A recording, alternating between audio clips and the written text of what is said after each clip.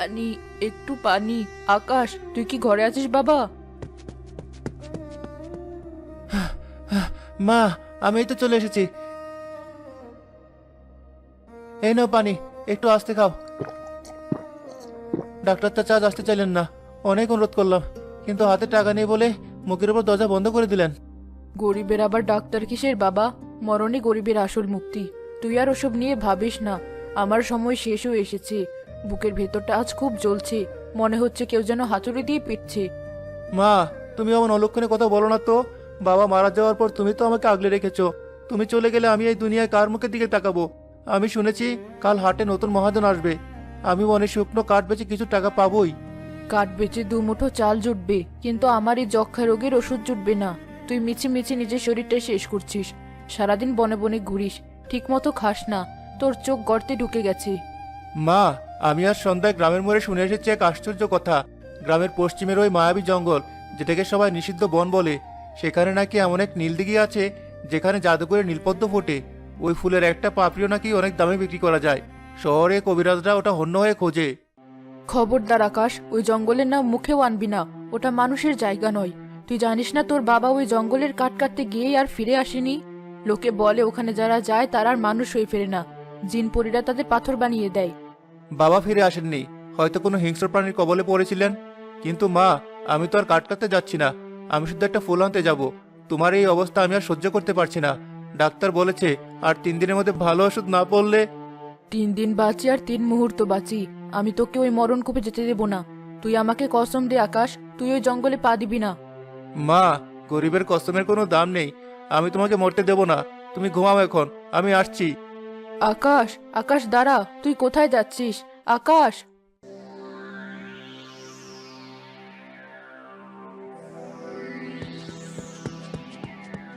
এই আকাশ, দাঁড়া বলছি।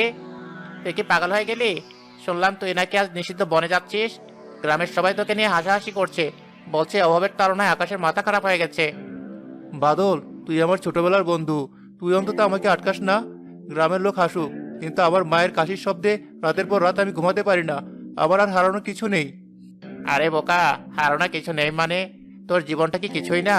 তুই জানিস গত বছর সুমন কাকা ওই বনের সীমানায় গিয়েছিল শুধু মধু ভাঙতে। ফিরে এসে সে বোবা হয়ে গেল, শুধু ফেল ফেল করে আকাশের দিকে তাকিয়ে থাকে। তুইও কি তেমন হতে চাস? বাদল, সুমন কাকা হয়তো লোভী ছিল, সে হয়তো বনের ক্ষতি করতে চেয়েছিল। আমি তো কোনো ক্ষতি করতে যাচ্ছি না, আমার উদ্দেশ্য সৎ। মা বলে নিয়ত যদি পরিষ্কার থাকে তবে সৃষ্টিকর্তা বিপদ থেকে রক্ষা করেন। কিন্তু ওটা মায়াবী জঙ্গল, ওখানে নাকি সুন্দরী মেয়েদের গলার আওয়াজ শোনা যায়, কিন্তু কাছে গেলে দেখা যায় বিষাক্ত সাপ। আমি আমার পরিশ্রম আর সাহস দিয়ে মায়ের চিকিৎসা করাতে চাই। আজ আমি যদি ফিরে যাই তবে সারা জীবন নিজেকে ক্ষমা করতে পারবো না। তুই বাড়ি যা, মাকে একটু দেখে রাখিস। যদি আমি না ফিরি, মাকে বলিস তার ছেলে কাপুরুষ ছিল না। আকাশ শোন, দূর, ছেলেটা মরতে গেল। সৃষ্টিকর্তা, তুমি ওকে রক্ষা করো।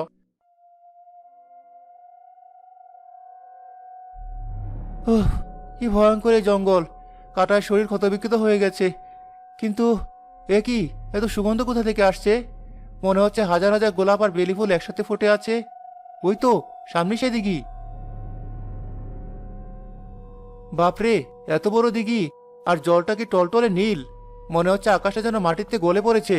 আর ওই তো ঠিক মাঝখানে, ওটাই সে নীলপদ্ম। কি অদ্ভুত আলো বের হচ্ছে ফুলটা থেকে! শহরের কবিরাজ ঠিকই বলেছিল, এই ফুল সাধারণ নয়। এটা পেলেই মায়ের সব কষ্ট দূর হয়ে যাবে। সৃষ্টিকর্তার নাম নিয়ে নেমে পড়ি, ছাত্রী গিয়ে ওটা তুলতেই হবে। মা, তুমি শুধু একটু অপেক্ষা করো। থামো। কে কে ওখানে? কে কথা বলে? মানুষের এত বড় স্পর্ধা! আমার অনুমতি ছাড়াই পবিত্র দিঘির জলে পা দেওয়ার সাহস পেলে কোথায়? এই জল অপবিত্র করার শাস্তি জানো তুমি? আমি আমি কাউকে দেখতে পাচ্ছি না, দয়া করে সামনে আসুন। আমি আকাশ, আমি কোনো শত্রু নই। আমি তোমার প্রতিটি পদক্ষেপ লক্ষ্য করছি। আমি নীলিমা, এই দিঘি, এই জঙ্গল আর এই নীলপদ্ম, সবকিছুর রক্ষক আমি। তুমি লোভী মানব সন্তান, প্রকৃতির সম্পদ লুট করতে এসেছো। এখনই ফিরে যাও, নইলে এই দিঘির তলায় তোমার সমাধি হবে। আমাকে আপনি যা খুশি শাস্তি দিন, কিন্তু আমি ফিরে যাব না। আমি লোভের বসে এখানে আসিনি। আমার মা মৃত্যু সজ্জায়, টাকার অভাবে তার চিকিৎসা হচ্ছে না। আমি শুনেছি এই নীলপদ্ম বিক্রি করলে অনেক টাকা পাওয়া যায়। শুধু মায়ের প্রাণটা বাঁচানোর জন্য আমি ভাগ ভাল্লুকের ভয় উপেক্ষা করে এখানে এসেছি। সব মানুষই বিপদে পড়লে মিথ্যে অজুহাত দেয়। তোমরা মানুষরা স্বার্থপর। তোমরা ফুল ছিঁড়ে পায়ে পিষো, গাছ কেটে বন উজাড় করো। তোমাদের বিশ্বাস করা আর নিজের পায়ে কোরআন মারা একই কথা। একজন সন্তান যখন তার মায়ের জীবনের ভিক্ষা চায় তখন তার চোখে মিথ্যা থাকে না।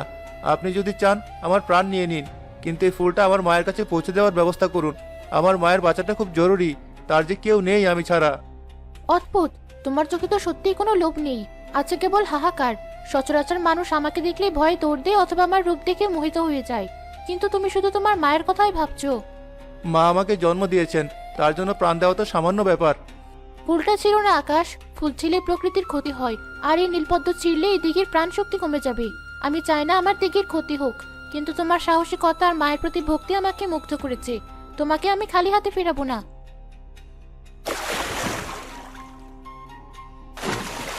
হাত পাতো।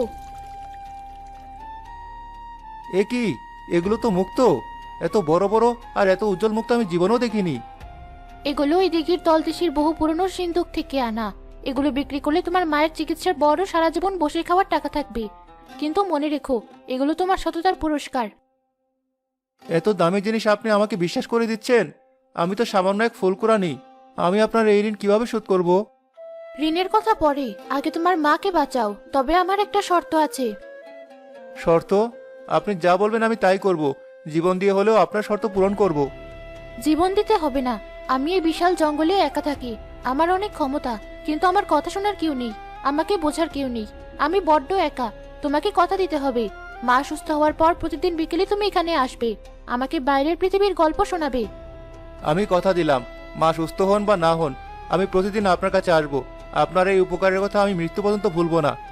যাও আকাশ, দেরি করো না, তোমার মা তোমার জন্য অপেক্ষা করছেন।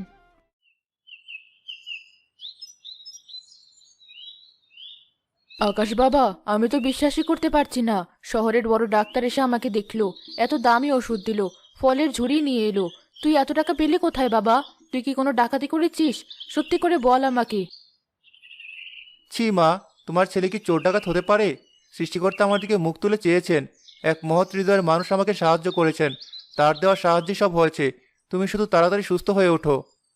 কে সেই মানুষ? তাকে একবার দেখতে ইচ্ছে করে, তার পায়ের ধুলো নিতে ইচ্ছে করে। তার জন্য দোয়া করে আমি শেষ করতে পারবো না।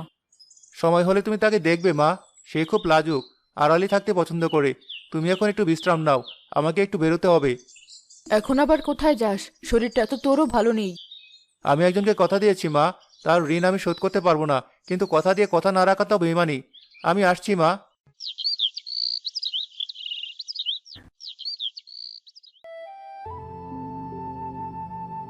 তারপর তারপর সে রাজকন্যা কি করলো? সে কি রাজ্য ছেড়ে চলে গেল? না নীলিমা, রাজকন্যা রাজ্য ছাড়লো না। সে তার বাবাকে বলল, আমি নারী হতে পারি, কিন্তু আমি দুর্বল নই। সে তরবারি হাতে নিজেই যুদ্ধের ময়দানে নেমে গেল, রাজ্যের সব নারীদের সে একত্রিত করলো। জানো নীলিমা, আমার মা বলেন নারীদের মন নাকি আকাশের চেয়েও বড় হয়, আবার প্রয়োজনে তারা বজ্রের মতো কঠোরও হতে পারে। তোমার মা খুব জ্ঞানী মানুষ, কিন্তু আকাশ, বাইরের পৃথিবীর মানুষ কি সত্যিই নারীদের মূল্যায়ন করে, নাকি তাদের কেবল রূপের পুতুল মনে করে? সবাই এক নয় নীলিমা, যারা জ্ঞানহীন তারাই নারীকে ছোট করে দেখে। এই যে তুমি এই জঙ্গলে একলা প্রহরী হয়ে আছো, প্রকৃতির যত্ন নিচ্ছ, এটা কি কম সাহসের কাজ? তুমি খুব সুন্দর করে কথা বলো আকাশ। এত বছর আমি এখানে একা ছিলাম, মাছ গাছ আর পাখিরাই ছিল আমার সঙ্গী, কিন্তু তারা কথা বলতে পারতো না। ইদানিং তুমি চলে গেলে আমার খুব একা লাগে, মনে হয় বিকেলটা কেন এত ছোট। সত্যি বলছো? আমারও তো একই অবস্থা। বাজারে থাকি বা বাড়িতে থাকি, মন পড়ে থাকে এই দিঘির পারে। ভাবি কখন বিকেল হবে আর কখন আমি তোমার ওই নীল চোখেকে তাকিয়ে কথা বলবো। নীলিমা, আমাদের বন্ধুত্ব কি সারা জীবন এমন থাকবে? কেন থাকবে না? নাকি তুমিও অন্য মানুষদের মতো কিছুদিন পর আমাকে ভুলে যাবে? হয়তো কোনো শহরের মেয়েকে বিয়ে করে সংসারী হবে, আর এই বনের মেয়েটাকে ভুলে যাবে। নীলিমা, তুমি আমাকে কি ভাবো? তুমি আমার মায়ের জীবন বাঁচিয়েছো, আর গত কয়েক মাসে আমি তোমাকে চিনেছি। তুমি বাইরে থেকে যতই কঠোর হওয়ার ভান করো, তোমার ভেতরটা ফুলের মতো নরম। তোমাকে ভুলে যাওয়া মানে নিজেকে ভুলে যাওয়া। তুমি জানো না আমি কে? আমার পরিচয় জানলে হয়তো তুমি আর আসবে না, হয়তো ঘৃণায় মুখ ফিরিয়ে নেবে। তুমি যেই হও, তুমি মানুষ হও, পরি হও বা অন্য কিছু, তুমি আমার বন্ধু নীলিমা। এর চেয়ে বড় পরিচয় আমার জানা দরকার নেই। আজকের মতো যাও আকাশ, সন্ধ্যা নেমে আসছে, বনের পশুরা বের হবে, সাবধানে যেও।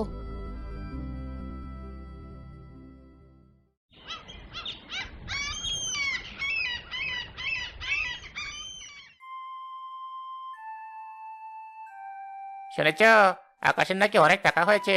মায়ের চিকিৎসার পর এখন নাকি ঘরও পাকা করেছে। এ ভাই, ছেলেটা তো বনের কাঠ কুড়াতো, হঠাৎ আলাদিনের চেরাগ পেল নাকি? আমি তো শুনলাম সে নাকি রোজ বিকেলে ওই নিষিদ্ধ বনে যায়। তোরা থামবি? আকাশ পরিশ্রমী ছেলে, সে হয়তো ভালো কোনো কাজ পেয়েছে। আরে রাখো তোর কাজ, ওই বনে নিশ্চয়ই কিছু একটা আছে। আকাশ নিশ্চয়ই তোর সাথে কোনো চুক্তি করেছে। দেখিস একদিন ও ফিরবে না, অথবা গ্রামে কোনো মহামারী নিয়ে আসবে। আকাশকে আজ জিজ্ঞেস করতেই হবে ব্যাপারটা কি, ও রোজ বিকেলে কোথায় যায়।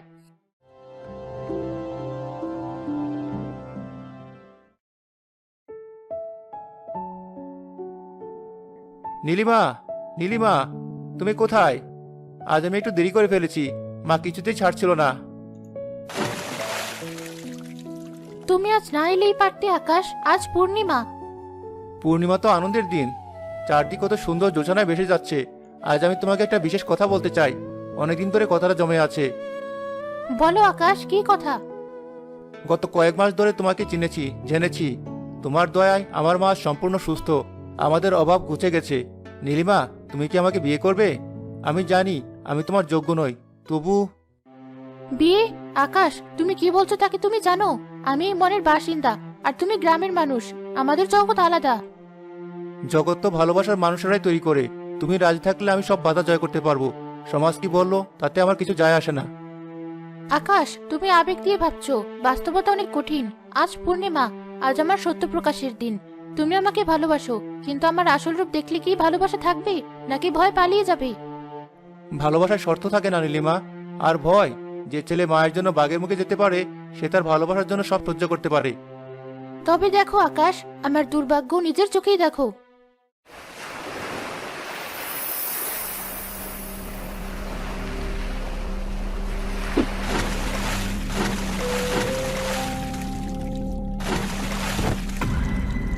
এ কি? তুমি তুমি জলপরি? তুমি মানুষ নও? হ্যাঁ আকাশ, আমি এই দিকের অভিশপ্ত পাহারাদার। আমি জন্মগত জলপরি ছিলাম না। বহুকাল আগে আমি এক মানব রাজকন্যা ছিলাম।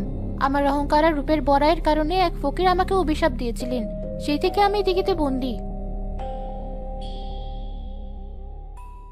নীলিমা, আমি মিথ্যে বলবো না। প্রথমবার দেখে আমার বুক কেঁপে উঠেছিল, কিন্তু তারপর মনে পড়লো তোমার সেই মায়াবী চোখের কথা। মনে পড়লো এই হাতগুলো আমার মায়ের জন্য মুক্ত তুলে দিয়েছিল। শরীর তো কেবল একটা খোলস। আমি তো তোমার আত্মাকে ভালোবেসেছি, তোমার ওই দয়ালু মনটাকে ভালোবেসেছি। তুমি যদি মাছও হও, তবুও তুমি আমার নীলিমা। আমি তোমাকে এই রূপে গ্রহণ করলাম। আমি প্রয়োজনে এই দিঘির পাড়ি কুড়েঘর বানিয়ে থাকবো, তবু তোমাকে ছেড়ে যাব না। তুমি সত্যি বলছো আকাশ? তুমি আমাকে ভয় পাচ্ছ না? তুমি আমাকে ঘৃণা করছো না? ঘৃণা?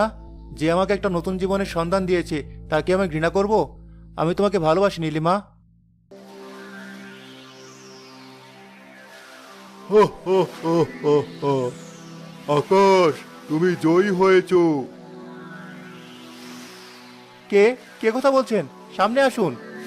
আমি এই জলের প্রাচীন অধিপতি। আমি অদৃশ্য থেকেই সব দেখি। নীলিমা কোনো সাধারণ জলপরী নয়, ও এক সাবভ্রষ্টা রাজকন্যা।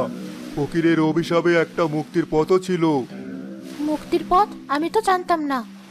শর্ত ছিল, যদি কোনো নিঃস্বার্থ মানুষ তার আসল রূপ দেখার পরও তাকে মন থেকে ভালোবাসে, কোনো লোভ ছাড়া তাকে গ্রহণ করে এবং তার জন্য নিজের জীবন ও সমাজ ত্যাগ করতে রাজি হয়, তবেই ওর অভিশাপ মুক্ত ঘটবে। তার মানে? আকাশ, তোমার সততা, সাহসিকতা আর নির্লোভ ভালোবাসা আজ নীলিমাকে মুক্তি দিল। নীলিমা, আজ থেকে তুমি মুক্ত। তোমার জলপরীর রূপ থেকে তুমি সাধারণ মানবীতে পরিণত হবে।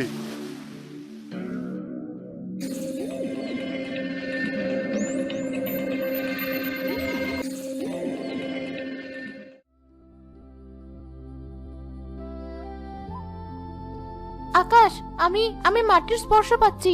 আমি হাঁটতে পারছি। আমি সম্পূর্ণ মানুষ হয়ে গেছি। এটা স্বপ্নের মতো লাগছে নীলিমা। এই নতুন জীবন তোমার দান। চলো, আর এখানে নয়, আমাকে তোমার মায়ের কাছে নিয়ে চলো। আমি সেই মায়ের সেবা করতে চাই, যার গর্ভে তোমার মতো মহান সন্তানের জন্ম। চলো নীলিমা, মা অপেক্ষা করছেন। আজ মায়ের কাছে সবচেয়ে বড় উপহার নিয়ে যাব, তার পুত্রবধূকে।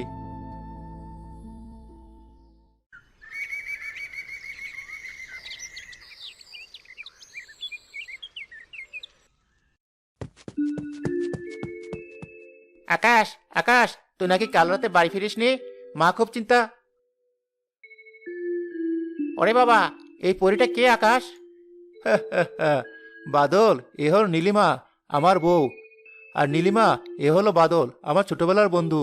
ও একটু বেশি কথা বলে, কিন্তু মনটা খুব ভালো। আমি আপনার কথা আকাশের মুখে অনেক শুনেছি। বউ, তুই বিয়ে করে ফেললি? আর এত সুন্দর বউ তুই পেলি কোথায়? এ তো মনে হচ্ছে রাজকন্যা। ও রাজকন্যাই ছিল, এখন আমার রানী। যা, মাকে ডাক দে। কে এসেছে আকাশ? এত হইচই কিসের? মা, দেখো কাকে এনেছি। সেই যে দয়ালু মানুষটার কথা বলেছিলাম, যে আমাকে সাহায্য করেছিল, এই হলো সে নীলিমা। মা, আমি এতিম, আমার কেউ নেই। আপনি কি আমাকে মেয়ে হিসেবে মেনে নেবেন? আমি রান্না বান্না সব পারি, আপনার সেবা করব, আপনাকে কখনো কষ্ট দেব না।